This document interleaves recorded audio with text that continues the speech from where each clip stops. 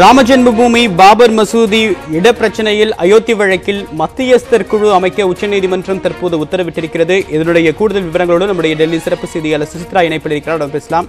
சுசித்ரா, தீர்ப்புடைய சாராம்சம் என்ன? இனி அடுத்தடுத்து என்ன நிகழப்போகுது? அயோத்தியாவில் சர்ச்சைக்குரிய இடமாக கருதப்படும் அந்த 2.77 ஏக்கர் நிலப்பகுதியை அதாவது நிர்மோகி அகாரா, ராம் ஜென்மபூமி தொடர்பான இந்து அமைப்புகள் மற்றும் சன்னி வக்பு வாரியம் ஆகிய 3 பிரிவினருக்கும் எவ்வாறு சமமாக பிரித்து தருவது என்பது குறித்த ஒரு விரிவான விசாரணை நடத்துவதற்காக ஒரு மத்தியஸ்தர் குழுவை தற்பொழுது உச்சநீதிமன்றமானது நியமித்து உத்தரவு பிறப்பித்திருக்கிறது. இந்த குழுவில் யாரெல்லாம் இடம்பெறப் போகிறார்கள் என்பது குறித்த ஒரு விரிவான உத்தரவானது இன்று மாலை வெளிவரும் என்று அவர் கூறியிருக்கிறார்கள். அயோத்தியினுடைய வழக்கினை பொறுத்த அளவில் அந்த பாபர் மசூதி இருந்த இடமானது அது யாருக்கு சொந்தம் என்ற ஒரு வழக்கானது ராம்சந்திர திரிவாதி என்பவரால் தொடரப்பட்டது. இவர் தவிர இந்து அமைப்புகள் 14 பேர் சார்பாகவும் சன்னி வக்பு வாரியம் மற்றும் நிர்மோகி அகாடா உள்ளிட்ட பல அமைப்புகள் சார்பாக மேல்முறையீட்டு மனுவானது 2010ஆம் ஆண்டு வழங்கப்பட்ட அலகாபாத் உயர்நீதிமன்ற உத்தரவிற்கு எதிராக உச்சநீதிமன்றத்தில் தொடரப்பட்டது. அதன் மீதான விசாரணை கடந்த 2 மாதங்களாக தொடர்ச்சியாக நடைபெற்று வந்த சூழ்நிலையில் இந்த நில பிரச்சனையை மட்டும் தீர்ப்பதற்காக ஒரு மத்தியஸ்தர் குழுவை அமைக்கலாமா வேண்டாமா என்பது குறித்த ஒரு விரிவான விசாரணையானது கடந்த வாரம் முழுவதும் உச்சநீதிமன்றத்தினுடைய அரசியல் சாசன அமர்வு முன்பாக நடைபெற்று வந்தது. அதன் மீதான உத்தரவை தான் தற்பொழுது உச்சநீதிமன்றம் வழங்கியிருக்கிறது. குறிப்பாக தாக்கல் செய்யப்பட்ட 14 மனுக்களில் இந்த ஒரு பகுதியை மட்டுமே தற்பொழுது உச்சநீதிமன்றமானது விசாரணைக்கு ஏற்று அதன் மீதான உத்தரவை வழங்கியிருக்கிறது.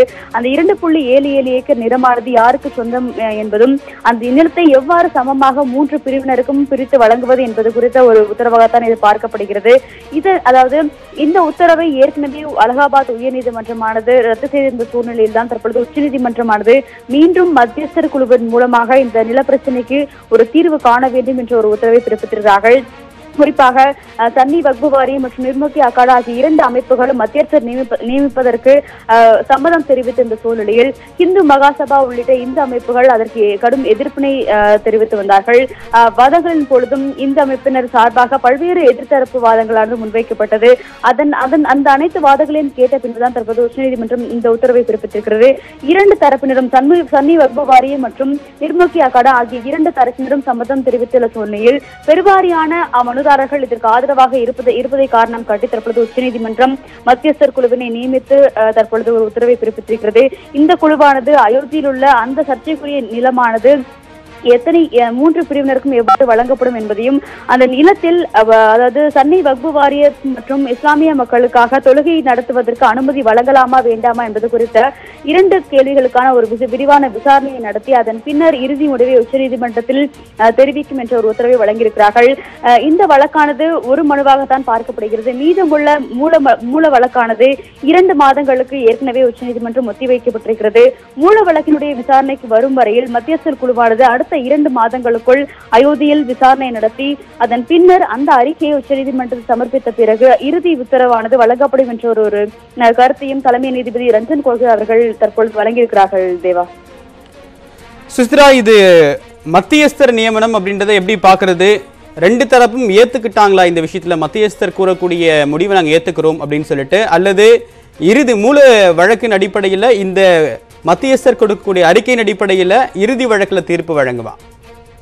நிச்சயமாக தேவா, அதாவது இந்த வழக்கினை பொறுத்தளவில் மத்தியஸ்தர் நியமனம் என்பதை நிர்மோகி அகாடா மற்றும் சன்னி வக்பு வாரியம் ஆகிய 2 அமைப்புகள் மட்டுமே ஆதரிக்கின்றன.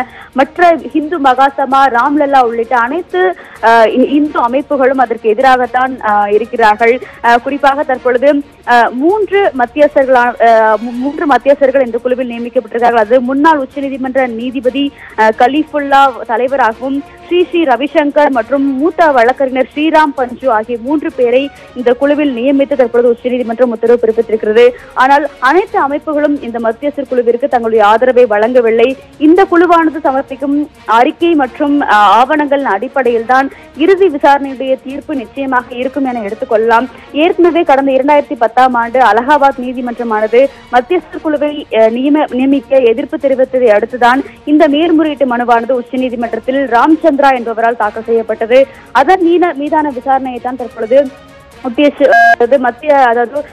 உச்சநீதிமன்றத்தினுடைய அரசியல் சாசன அமர்வு எடுத்துக்கொண்டு மத்தியஸ்தர் குழுவை நியமித்து உத்தரவிட்டிருக்கிறார்கள்.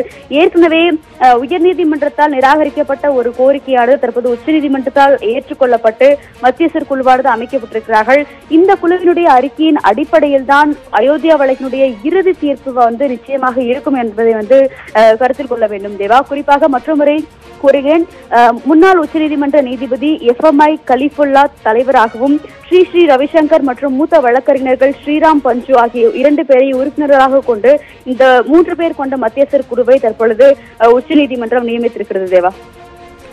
தற்போது மத்தியஸ்தர் நியமிக்கும் போதே அனைத்து தரப்பிலிருந்து ஒருமித்த கருத்து ஏற்படல. அப்போவே ஒரு தரப்பு எதிர்க்கிறாங்க, ஒரு தரப்பு அதனை வரவேற்கிறாங்க. ஆனா இந்த அறிக்கையின் அடிப்படையில் தான் இறுதி உத்தரவு பிறப்பிக்கப்படும் அப்படின்னு சொல்லிட்டு இருக்கு. ஒரு நீதிமன்றத்தில் நீண்ட காலமா நிலுவையில் இருக்கக்கூடிய ஒரு வழக்கை விசாரிப்பதற்கு மத்தியஸ்தரை நியமிக்கிறதுக்கு உச்சநீதிமன்றத்துக்கு அதிகாரம் இருக்கா, இல்ல எதிர்ப்பு தெரிவிக்கிறது ஒரு அமைப்பு, ஆனா அந்த அமைப்புடைய குரல் வேற எந்த வடிவத்தில் அங்க ஒலிக்கும் உச்சநீதிமன்றத்தில்? இந்த வழக்கினை பொறுத்த அளவில் மத்தியஸ்தர்கள் நியமிப்பதற்கான அனைத்து அதிகாரமும் அரசியல் சாசன பிரிவின் அடிப்படையில் இருக்கிறது என்ற ஒரு காரணம் காட்டிதான் உச்சநீதிமன்றத்துடைய அரசியல் சாசன அமர்வானது இந்த ஒரு முடிவை எடுத்திருக்கிறது. ஒரு வழக்கானது உச்சநீதிமன்றத்தில் தொடரப்பட்டு நீதிமன்றத்துடைய கருத்து கேட்கப்படும் பட்சத்தில் அந்த வழக்கின் மீதான உத்தரவையோ அல்லது பரிந்துரையோ வழங்குவதற்கான அனைத்து சட்ட விதிமுறைகளும் நீதிமன்றத்திலும் இருக்கிறது. ஏற்கனவே அனைத்து மனுதாரர்களின் கோரிக்கையின் அடிப்படையில் தான் இந்த அயோத்தி தொடர்பான வழக்குகளானது 3 நீதிபதிகள் கொண்ட அமைப்பிலிருந்து அரசியல் சாசன அமர்விற்கு கடந்த ஆண்டு மாற்றப்பட்டது. அந்த கோரிக்கையின் அடிப்படையில் தான் தற்பொழுது இந்த மத்தியஸ்த மீதான தீர்ப்பும் வழங்கப்பட்டிருக்கிறது. இந்து அமைப்புகள் இந்த மத்தியஸ்த நியமனத்திற்கு கடும் எதிர்ப்பு தெரிவித்தாலும் அது தொடர்பான எதிர்ப்புகளை நிச்சயமாக எழுத்துப்பூர்வமாக தாக்கல் செய்ய வேண்டும் என்ற ஒரு கோரிக்கையும் உச்சநீதிமன்றமானது பரிந்துரையாக வழங்கியிருக்கிறது. நிச்சயமாக இந்து மகாசபா, ராம்லல்லா வஜ்ரான் உள்ளிட்ட இந்து அமைப்புகள் மத்தியஸ்த நியமனத்திற்கு எதிர்ப்பு தெரிவிக்கும் பட்சத்தில் அவர்கள் அதனை எழுத்துப்பூர்வமாக தற்போது தாக்கல் செய்ய இருக்கிறார்கள். ஒருவேளை தற்பொழுது நியமிக்கப்பட்டுள்ள இந்த குழுவானது அவர்கள் ஒருவேளை சம்மதம் தெரிவிக்கும் பட்சத்தில் இந்த விசாரணையானது தொடர்ந்து நடைபெறும். ஆனால் உச்சநீதிமன்றத்தினை பொறுத்த அளவில் பொதுமக்களுடைய கருத்தை இந்த வழக்கில் கேட்க வேண்டாம் என்ற ஒரு உத்தரவை ஏற்கனவே வழங்கியிருந்தார்கள். அதன்படி பார்க்கும் பொழுது இந்து அமைப்புகளுடைய அந்த கோரிக்கையானது நிராகரிக்கப்பட்டிருக்கிறது என்றுதான் கூற வேண்டும். குறிப்பாக ராம்லல்லா அமைப்பினுடைய சார்பாக மூத்த வழக்கினர் வாதிடும் பொழுது அதாவது சர்ச்சைக்குரிய நிலம் தொடர்பான அந்த முடிவை எடுப்பதற்கு முன்னராக அயோத்தி பகுதியில் இருக்கும் மக்களுடைய மனநிலையை கேட்ட பின்புதான் மத்தியஸ்த நியமனம் குறித்த ஒரு அறிவிப்பினை வெளியிட வேண்டும் என்ற ஒரு கருத்தினை ராஜீவ் தவான் அவர்கள் முன்வைத்திருந்தார். ஆனால் அந்த கோரிக்கையை நிராகரித்து தற்பொழுது 3 பேர் கொண்ட ஒரு குழுவினை உச்சநீதிமன்றமானது அமைத்திருக்கிறது. இந்த முடிவானது முற்றிலும் உச்சநீதிமன்றத்தினுடைய விசாரணையின் அடிப்படையில் எடுக்கப்பட்டுள்ளது என்ற ஒரு கருத்தையும் தலைமை நீதிபதி ரஞ்சன் கோகோய் அவர்கள் முன்வைத்திருக்கிறார்கள் தேவா. அயோத்தி வழக்கில் மத்தியஸ்தர் குழுவை அமைப்பதற்கு உச்சநீதிமன்றம் உத்தரவிட்டிருக்கிறது. யார் யார் இந்த குழுவில் இடம்பெறுவார்கள்? நீதிமன்றத்தின் கண்காணிப்பின் கீழ் இந்த மத்தியஸ்தர் குழு செயல்படும். 2 மாதத்தில் மூல வழக்கு விசாரணைக்கு வரும்போது இந்த குழு கொடுக்கக்கூடிய அறிக்கையின் அடிப்படையில் தீர்ப்பு என்பது இருக்கும். 8 வாரத்தில், அதாவது 2 மாதத்திற்குள்ளாக இந்த அறிக்கையை சமர்ப்பிக்க வேண்டும் என்ற பல்வேறு உத்தரவுகளை உச்சநீதிமன்றம் பிறப்பித்திருக்கிறது. இதனுடைய பின்னணி குறித்தும் இதனுடைய அடுத்த கட்ட நகர்வுகள் குறித்தும் பல்வேறு விவரங்களை கொடுத்தீங்க சுசிலா. உங்களுடைய விரிவான தகவல்களுக்கு நன்றி.